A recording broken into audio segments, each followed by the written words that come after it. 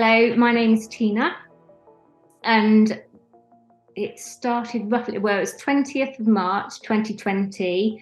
I was diagnosed with anaplastic, a right temporal anaplastic astrocytoma, grade 3 brain tumour. And I had no symptoms whatsoever. I was literally picking my two youngest boys up from primary school, and I didn't realise, but I actually had I fainted and had a seizure, and got rushed to hospital, and that's when they did an MRI on me and scanned me, and that's when I found my news. It's quite unbelievable actually, because I was driving that day, because it was literally the 20th of March 2020. It was like the first day of lockdown, and I was like picking the kids up. But before then, I went to meet my husband for a coffee, like sort of thinking, this is only going to be my last bit of freedom. Like, let's grab a coffee. And before COVID hit, and then got told my news. So went into hospital, and I had the surgery. I was going to be awake during the surgery, but because of COVID, the surgeon said to put me to under. So because of COVID, it's safer for them and me.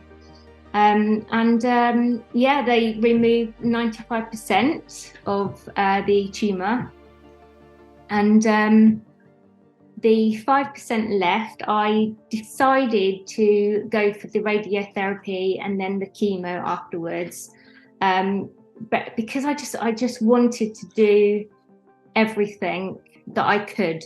I wanted to help myself and I've got three children, so you just do everything, you kind of like mind blown, and you so I just didn't really know about any metabolic therapies then or anything like that. But I came out of hospital, had my radiotherapy, but alongside that, I started to research, as everyone does, I guess, when they've been told they got cancer, the Google, and then started coming across your YouTube websites, Maggie's story, going along keto. And I was like, wow, as soon as I read, there's so much information out there, I just knew. I was like, right, well, I'm going to help myself as well. And like literally, I just these books saved me. I literally Dr. Axe Keto Diet and the Cancer as a Metabolic Disease by Dr. Thomas Seyfried, absolutely fantastic book, such an easy read. I'm not the most intelligent person in the world, but I actually understood it and I got it. Anyway, I come back from hospital and I just started it straight away. And don't get me wrong, the first 2 weeks was really hard because they call it the keto flu, don't they? Detoxing, getting rid of the sort of refined carbs and sugars. But after the 2 weeks of detox, I felt great. I just felt amazing. I couldn't believe it. And I really wasn't giving up that much. All I was kind of giving up was like the refined carbs and sugars in all foods, packages and everything. Not that I ate badly before. I would sort of come home from work, cook for the children from scratch, your staple meals, spaghetti bologneses, cottage pies, roast dinners, you name it. But it was at work, I was kind of neglecting myself a bit, eating on the go as we all do, crisps, chocolate, sugar, everything like that, is sandwiches, so. But yeah, when I was doing my keto and doing my radiotherapy, I did radiotherapy for 6.5 weeks, just weekends off, and I was absolutely mind blown how so much energy I was just, they told me I was going to lose my hair, feel sick, feel tired. I was none of that. Absolutely none of that. I was, so I had my radiotherapy. I didn't lose any hair at all. Then I had my 12 months of chemotherapy, a week at a time for 12 months. And I was going for jogs around the block because I had so much energy. And my doctors still cannot believe, they were just like, you don't feel sick? I was like, no. You're not tired? No. I really like that. What I think really helped me was, I don't know if you heard of it, it's a bulletproof coffee. And I just had one this morning. I love bulletproof. Yeah, bulletproof. So I would literally have that at 11. I wouldn't have, I started off with 3 keto healthy meals a day, 3 keto healthy snacks a day. But as time went on, I realized, I don't need my healthy keto snacks. I'm not hungry. And then I didn't have my keto breakfast. I wasn't hungry. I was coming towards lunchtime. I wasn't hungry.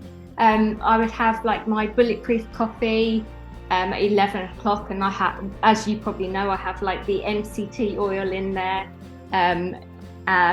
Cocoa butter in there, collagen, and I would like blend it all out, like pouring cream, and put it in a magic bullet, and it would be sort of like a sort of smoothie almost at 11 o'clock. So that was one way I was getting healthy fats into me, keto, and then that would like send me all the way till like 6 o'clock. I was hungry at 6, and then that's when I would pack in my nutrition, avocados, keto meal, and really make sure I was eating like my whole foods. You know, it sounds crazy, doesn't it? But it really is quite simple when you think, and like if it looks like an avocado, it's an avocado, it's a whole food. It's got to be good for you. I mean, it's God's food, isn't it, really? So it's, it really helped me. And then, chemotherapy, same thing. I didn't lose any hair. I'm 2020, they said I had 3 to 5 years to live. But I refused to hear that because obviously, so it's now 3 years. So I've done 3 years, and I've shrunk it. They say it's stable. They won't give me that prognosis of you're clear, because they won't. But in my head, I know, and on the scans they can't see anything. So that's good for me. And I will have vitamin, like a multivitamin in the morning. I have cod liver oils, a vitamin C, iodine, mushroom therapies, you name it. I'm going along that sort of holistic approach. So and I feel really good. And also, I mentioned those books. Definitely, those books are a lifesaver. And also, I do yoga, exercise, walking the dog. Love all those things. And also prayer. I pray as well, and that's on YouTube. I listen to Ray Comfort, Living Waters, Off the Curb Ministries, and I just cannot tell you. I mean, it should never be underestimated. So So honestly, I feel so good doing keto. I won't ever stop, even if say in 2 more years' time, I've done my 3 to 5 years, and I will still continue keto because it's so easy to do. For example, say I do a lasagna for the family.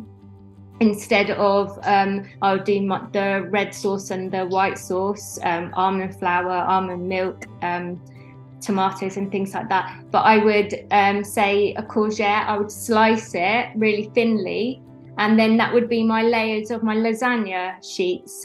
There's ways around things that you can implement keto into your everyday life, and yeah, it's really easy. I mean, obviously cancer is devastating to hear, but it's also given me such blessings as well. It's brought me to health, it's brought me to God, it's done so much, honestly. Yeah, there's good in everything. So yeah, it's funny how we sometimes need that, like, get our world rocked before we actually can make changes, right? Yeah. Yes, it's true. Yes, it is. Yeah. You still did the standard of care. You did your chemotherapy and you did some radiation. Yeah. And was there ever any question of if you would do those, or were you on board for those right away? I mean, I just was so mind blown with actually having cancer. I think for me, I did it so that I did those treatments purely because I didn't want anyone to say, oh, well, you should have gone along those lines, you should have done this, you should. And especially like with children, like my kids and things, I didn't want there to be any sort of comeback on me, really. So I just thought, do you know what, I'll do everything, I'll hit this on the head, excuse the pun, with everything, this approach and this approach. And I'm not one for taking medication anyway like that. I will help myself first, and if that doesn't work, then I will take the medication. So yeah. And also I forgot to mention, I was only on while doing radiotherapy, and after surgery they put me on a bit of steroid, but I weaned myself off that straight away because I just didn't want to be on it. So as soon as I had my surgery and started keto, I felt so good, like almost straight away. And for me, I